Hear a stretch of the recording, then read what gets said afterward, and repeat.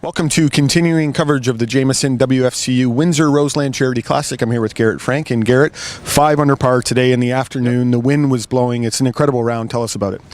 Thanks. Yeah, it was howling. It got off. It was blowing a little bit at the beginning, but middle of the round for probably about 7 or 8 holes, it was just screaming. About 2 or 3 clubs if you're into it. And fortunately, hit some good shots. Holed a couple of really long putts. Kept bogey free, which is always nice, especially when it's blowing like this. And took advantage of the 2 par 5s we had. We're both reachable, so just put together a solid round, yeah. Now, what was your game plan coming into the week? We're hearing, the bunkers are really the story of the week. They come into play for some and they don't come into play for others. And if you get into them, especially on the front side of them, they really pose a problem for you. I'm assuming you didn't get in any of the bunkers, but did you? What was your strategy in terms of getting around the course today?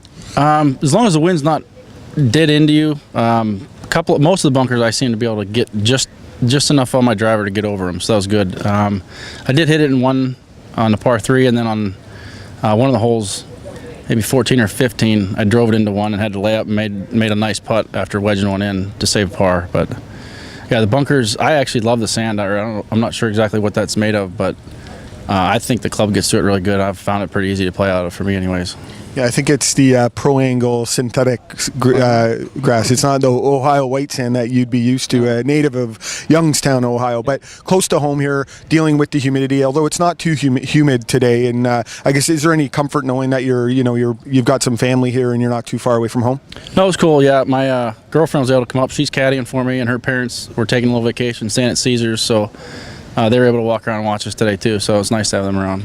Now, talk about the state of your game. You've played in some PGA Tour events in the past, and this year probably a little slower than you'd like it to be, but this could be a breakout for you.